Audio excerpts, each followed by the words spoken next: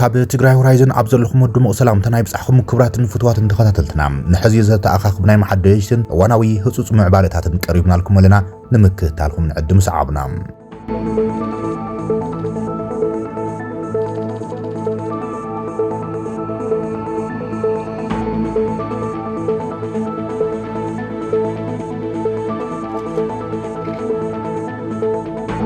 ሰበር ዜና ሰራዊት ምክልኻል ኢትዮጵያ በጀነራል ምግበይ ኃይለ ዝተዋደደ ዝበሎ ውግእ ከም ዝደምሰሰ አፍሊጦም ወፍሪ ሓድነት ተባሂሉ በጀነራል ምግበይ ኃይለ መሪሕነት ዕጥቋት ፋኖ ብምትሕባር አንጻር ሰራዊት ምክልኻል ኣብ ዝተፈላለዩ ክልላት ኣምሓራም ውግእ ተኻይዱ ኣፍሺልናዮ ክብልም ሚኒስትር ምክልኻል ኢትዮጵያ ኣማስዩ ዘርጉ ሓበሬታ መልክት ዘሎም እቲ ብጉልባዊ ሓድነት ኣብ ዝተፈላለዩ ዞባዊ ወረዳታት ክልል ኣምሓራም መጥቃዕቲ ንምፍጻም ብፋኖ ተጠቂሙ እናመረሐ ዝበሎም ጀነራል ምግበይ ኃይለም እቲ ውግእ ብሰዓራይነት ሰራዊት ምክልኻል ተዛዚሙሎ ክብል ገሊጾሎም ብርጋዴር ጀነራል ምግበይ ኃይለን ህዝብ ትግራይ ኣብ ግጭት ተጥሒሉ ብሞት ብዙሓት መንእሰያት ትግራይ ተሓታቱ እዩ ዝበለም ሚኒስትር ምክልኻል ኢትዮጵያ ኣብዚ ሕዚ እዋን ድማ ኣብ ትግራይ ኮይኖም ፀረ ሰላምን ልምዓትን ምንቅስቃስ እናገብረ እዩ ዝርከብ ይብል ኣብዚ ሕዚ እዋን ድማ ኣብ ክልል ኣምሓራ ንኣኽረርቲ ዕጡቃት ፋኖ ብምምራሕ አንጻር ሰራዊት ምክልኻል ብሽም ሓድነት መጥቃዕታት ተኻይዱ እንትኾነ ግናም ኣፍሺልና ኢና ክብል ገሊጾሎም ክልተ ግዜ ሰራዊት መንግስቲ ፌደራል ኣጥቂዑ ብምባል እውን ዝኸስስ እቲ ሚኒስትር ምክልኻል ኢትዮጵያ ጀነራል ምግበይ ኃይለ ኣብዚ ሕዚ እዋን ኣብ ወፍሪ ስርቂ ማዕድናትን ወርቅን ትግራይ ተዋፊሮም ብኤርትራ ገይሩ እናውፀ ይሸይጥ ከም ዘሎ ዝኸሰሰ እቲ ሚኒስትር ምክልኻል ኢትዮጵያ ኣብ ዘበነ ኢህወደግ እውን ፈጺሞም ዝበሎም ገበናት እውን የዘኻኽር እቲ መግለጺ ኣብዚ ሕዚ እዋን ኣብ ትግራይ ስምምዕነት ፕሪቶሪያ ንኽፈርስ እውን ዓብይ ጻዕሪ ይገብረሎ ብምባል ንጀነራል ምግበይ ኃይለ ዝኸሰሰ እቲ ሚኒስትር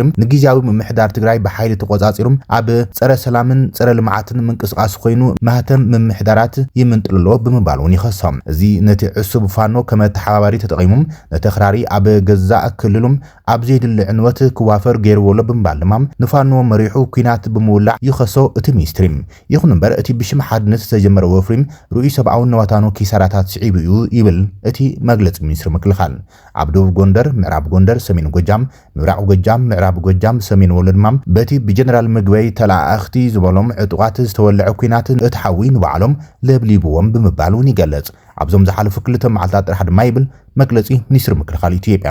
317 ተቀቲሎም 41 ተታሒዞም 125 ቆሲሎም 27 ድማ ኢዶም ሂቦም 51 ይቕረ ረኺቦም 15 ሓበሬታ ዝህቡ ሰባት ተታሒዞም ብድምር 576 ጉድኣት ወሪዶም ሰራዊት እውን ሓደ መድፍዕ 119 ተተኳሲ 46 ግዜ ዝሓለፈ ኣጽዋር 8 ሽጉጥ 22 ቡምባ 29 እውን ካሊ መሳርሒ ኩናት ኣብ ትሕቲ ቀይደ እቲናልና ክብል ገሊጽ ዘሎ እቲ ሰራዊት ምክልኻል ዘርግሕ መግለጺ እዚ ብመሪሕነት ምግበይ ኃይለን መሻርክቱን ዝምራሕ ኣኽራሪ ጉጅለ ፋኖ ሩኢ ኪሳራ ከም ዘጋጠመን እቲ ካብ ሞት ዘምለጠ ድማ ፍቕዲኡ ተባታቲነሎ ክብል እዩ ሚኒስትር ምክልኻል ገሊጹ ዘሎ ነዚ ቅሉዕ ክሲ ሚኒስትር ምክልኻል ኣብ ልዕሊ ትግራዋይ ጀነራል ምግበይ ኃይለም ሓቃውነቱ ኣብ ሕቶ ምልክት ዝኣትዮም ጀነራል ምግበይ ኃይለ ንመንእሰያት ትግራይ ብምምራሕ ኣብቲ ኣብ ልዕሊ ትግራይ ዝተኻየደ ጆኖሳይዳል ኩናት ትግራይ ብምምካት ታሪኻዊ ግቡኡ ዝፈጸመ ጅግና ኣመራርሓ ሰራዊት ምዃኑ ዝፍለጥ እዮም ኣብዚ ሕዚ እዋን ድማ ካብቶም ነቲ ጉባኤ ዘካየደ ጉጅለ ህወሓትና ንድግፍ ኢሎም ዝወሰኑ ኣመራርሓን ኣዛዚ ግንባር ምዕራብ ሰራዊት ትግራይ ኮይኖም ብፕሬዚደንት ጌታቸው ረዳ ካብ ሓላፍነቱ ንክልዓል ደብዳቤ ተጻሒፍዎ ምንባሩ ይዝከር እዩ ፕሬዚደንት ጌታቸው ረዳ ንጀነራል ምግበይ ኃይለ ዝጻሓፈሉ ደብዳቤ ኣብ ትግራይ ሰላምን ምርግጋዕን ከይዓስልን ግዜያዊ ምምሕዳር ስርሑ ከይፍጽምን ብምግባር ሕዚ ድማ ብሓይሊ ንግዜያዊ ምምሕዳር ትግራይ ኣብ ምፍራስ ዘይሕጋዊ ምንቅስቃስ ሰራዊት ብምግባር እዩ ከሲስዎ ኣብቲ ዝጻሓፈሉ መሰናበት ደብዳቤ ይኹን እምበር እዚ ደብዳቤ ፕሬዚደንት ግዜያዊ ምምሕዳር ትግራይ ዛጊድ ተግባራዊ ኣይኮነን ኣብ ክሲ ሚኒስትር ምክልኻል ኢትዮጵያ መሰረት ብምግባር ካብ ጀነራል ምግበይ ኃይለ ይኹን ካብ ሰራዊት ትግራይ ዛጊድ ዝተዋሃበ ወግዓዊ ግብረ መልሲ ወይ መግለጺ የለን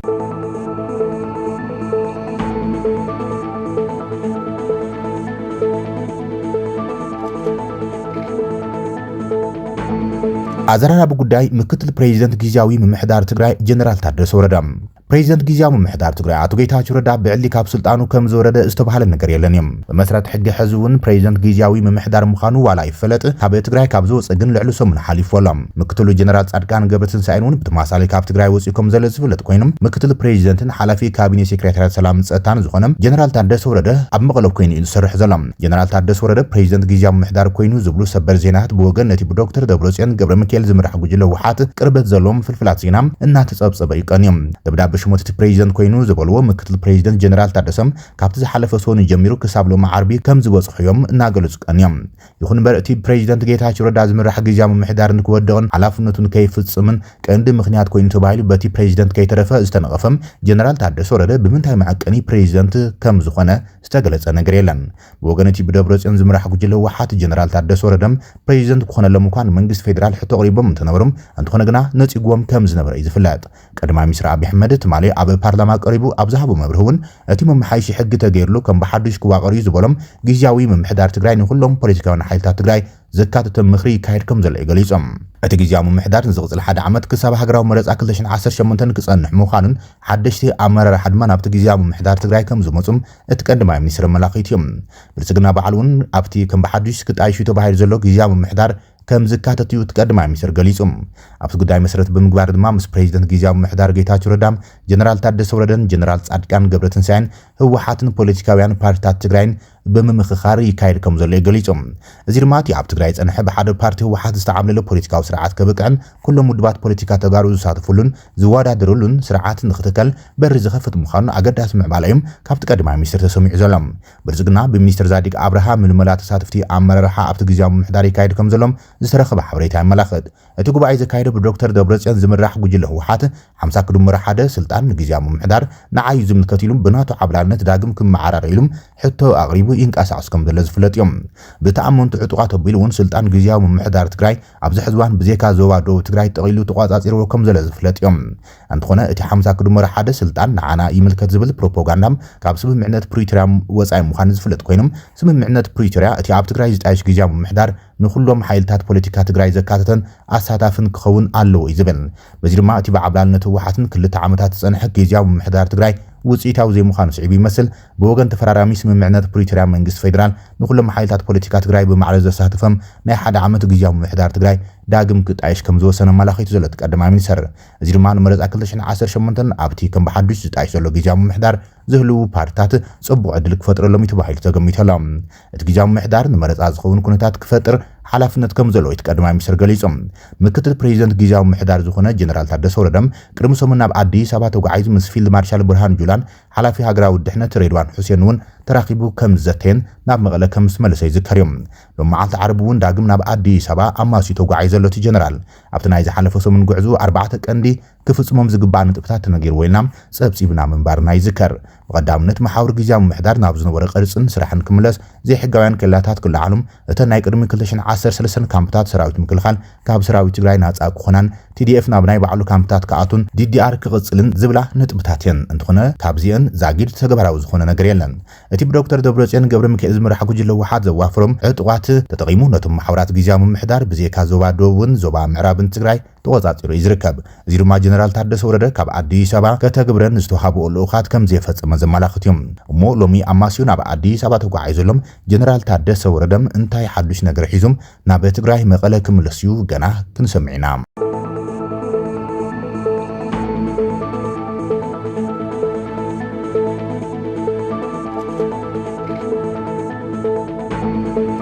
ዝቐጸለ መጠንቀቕታ ፕሬዚደንት ኤርትራ ኢሳያስ ኣፍወርቂ ንቀዳማይ ሚኒስትር አብይ አሕመድ ኣብ ደገ ባሕሪ ዘይምውናን ከም ናይ ህልውና ስጋኣት ጌርካ ምውሳድ ሓደገኛ ሃቐነ ዘለዎ ምዃኑ ኤርትራ ገሊጻ ኣላ ቀዳማይ ሚኒስትር ኢትዮጵያ አብይ አሕመድ ብሓሙስ ንፓርላማት ሃገር ኣብ ዝሃቦ መብርሂም ኣብ ደገ ባሕሪ ንኢትዮጵያ ናይ ህልውና ጉዳይ ክብል ተዛሪቡ ነይሩ እዮም ወገን ኣስመራ ሎሚ ኣብ ዝወፀ ቀጥታዊ ግብረ መልሲ ዝመስል ሓፂር መግለጺ ርእይቶ አብይ ዝተጋነነ እዩ ይብል ሚኒስትር ዜና ኤርትራ የማነ ገብረ መስቀል ኣብ ኤክስ ኣብ ዘውፅኦ ጽሑፍ ኣብ ደገ ባሕሪ ዘይብለን ሃገራት ናይ ህላዊ ሓደጋ ኣለወን ዘስምዕ ትንተናም ቦትኡ ዝሰሓተም ጨለነትን ትሕዝቶ ዘይብሉ ጓንጓን ምግናን ምዃኑ ሞጊተሎም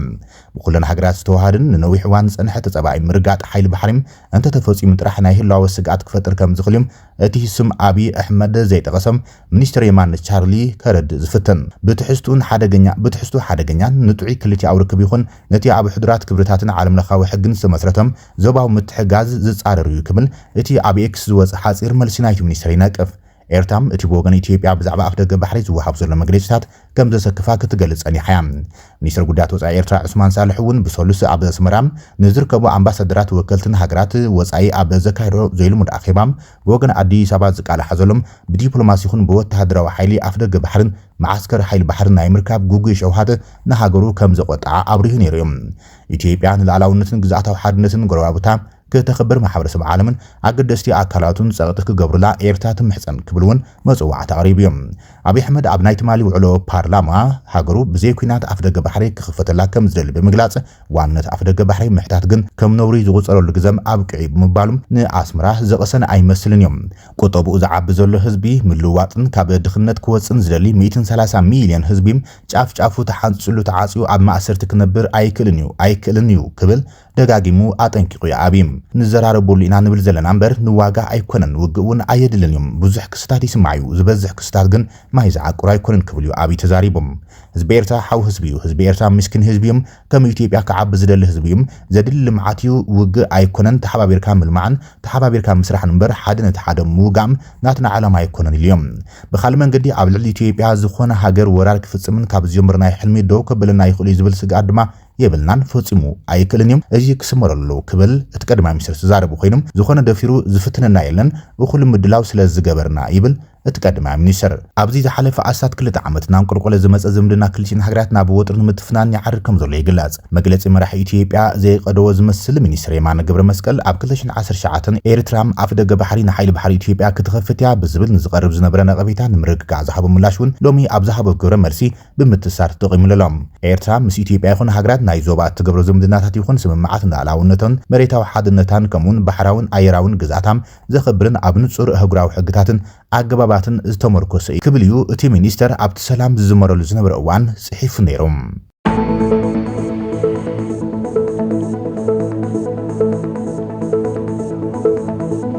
ክብራትን ፍትዋትን ተኸታተልትና ነዚ ሰዓት ዘጠኻኽብናይ ሓደሽትን እዋናዊ ምዕባለታትን ዛዚሙና ነተሰማይ ምክትታልኩም ነመስግን ሰላም